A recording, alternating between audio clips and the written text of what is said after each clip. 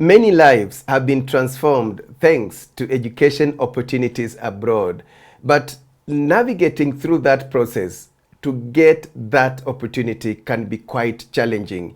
Education agencies play a key role, and in this feature, find out how SIUK Kenya is assisting Kenyan students to pursue further studies in the UK.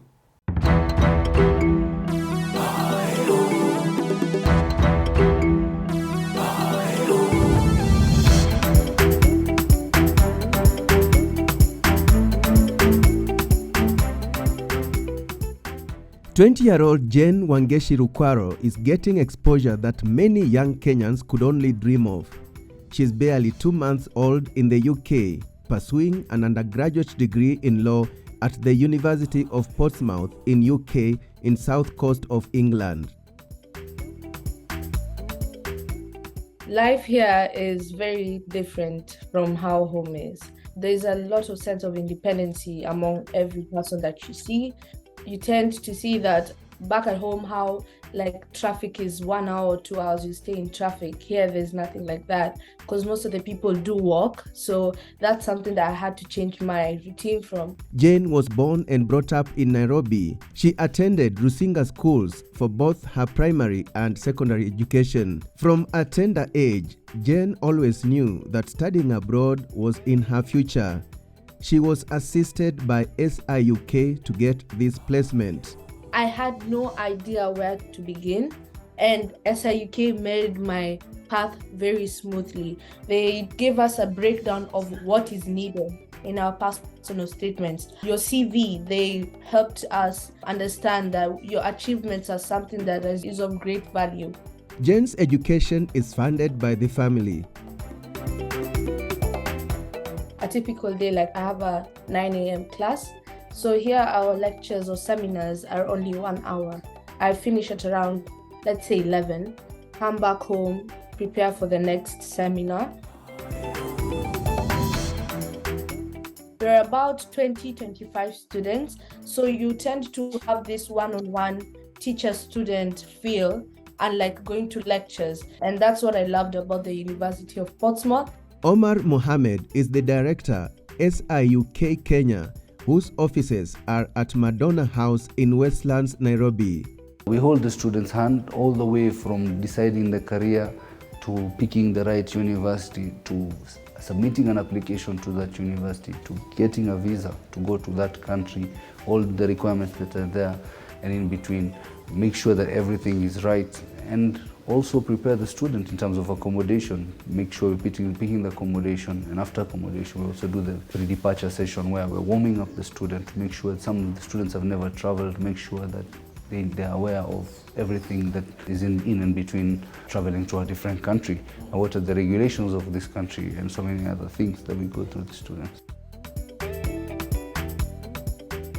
Currently, SIUK Kenya sends 350 to 450 Kenyan students to institutions abroad every year. We met 19-year-old Derek Musau at the agency's offices as he was putting final touches to his application to study aeronautical engineering at the University of Leeds. They first helped me settle, then choose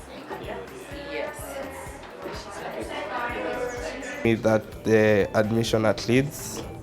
After the admission, I got the fee structure and I was able to apply. Then afterwards, I was able to be given a scholarship. We give them the different opportunities that are available. You know, this university has a partial scholarship of this much. For example, this university will waive 600,000, this one will waive 500,000, 4,000 pounds, 5,000 pounds. Most undergraduate degree courses in the UK take about 3 years, while most master's programs take 1 year. Now, let's give you a rough idea of the cost of education in the UK. You need the equivalent of 1.5 to 2 million Kenya shillings for tuition fees per year. Accommodation and upkeep in general could cost about 500,000 to 1 million shillings per year. A student is allowed to work for a maximum of 20 hours per week. That can help to supplement the cost of living, but not enough to enable one to cater for tuition fees for the entire study program. In general, one needs 2.5 to 3 million Kenya shillings every year for tuition and upkeep. But according to Omar, look at the value of education abroad and not just the cost. There's a very successful man in the UK who has done amazing, the Kenyan billionaire in the US. He's done amazing. He's contributing back to Kakamega. He's building a hospital. He's doing amazing things. I know personally about some Australian students who have now partnered and are developing a property in Eldoret, a building. You understand? They've come together. So wale wazazi wa Eldoret who even sold the land at one point to educate their children have seen that the children have gone to Australia, they've studied, they've come back, and are now there's a huge return on investment. They're even buying more land and constructing and doing so much.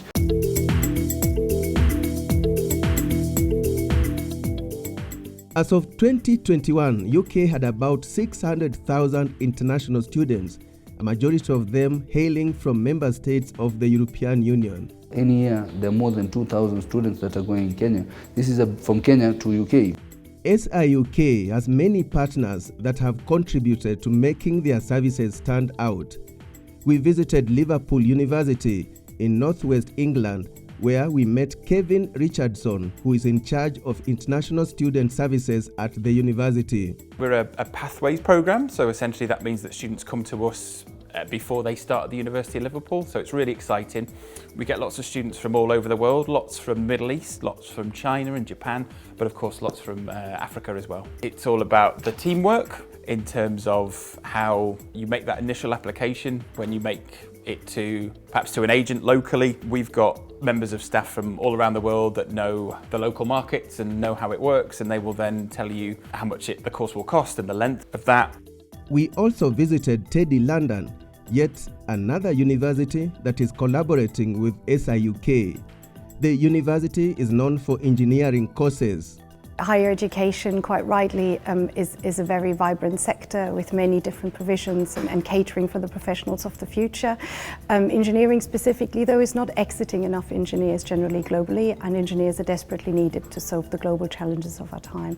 And so really Teddy London has come about to create a new type of engineering degree for future talent into engineering and bring a more context-rich, project-based learning environment to those young talents to come and look into engineering. International students are key to Teddy London, and it's something we're so dedicated and really passionate about increasing. We are very keen for that, both for the perspectives that it brings, the global challenge it puts into context, but also to see these students return and really bring about this change that engineers can bring. From London, we went to the University of York that is located in northern England. The university, which was started in 1963, has about 22,000 students currently. 6,000 of them are from outside the UK, from more than 150 countries. So the university is a lovely parkland campus. It's spread over a large space just on the edge of the city of York. Nick Skevington is the university's international recruitment manager. We have a really large international population, including more than 150 from sub-Saharan Africa and about 25 each year from Kenya. For students studying in high school, if they are completing a Kenyan secondary school diploma, they would need to complete another program to prepare themselves for entry into our bachelor's program. So that would often be a foundation course either in Kenya or a foundation course here at the university with our partnership with Kaplan.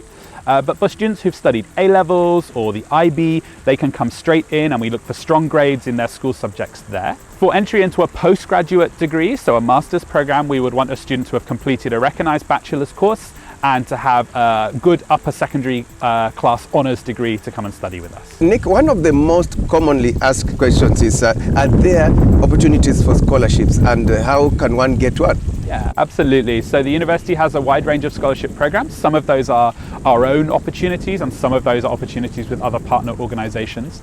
For our own 60th anniversary scholarships and Be Exceptional scholarships, those would be a discount of up to £10,000 on the tuition fee for year one of a student's study, and a student would apply for those once they have been offered admission, and it would be on the basis of their academic background and a short scholarship application.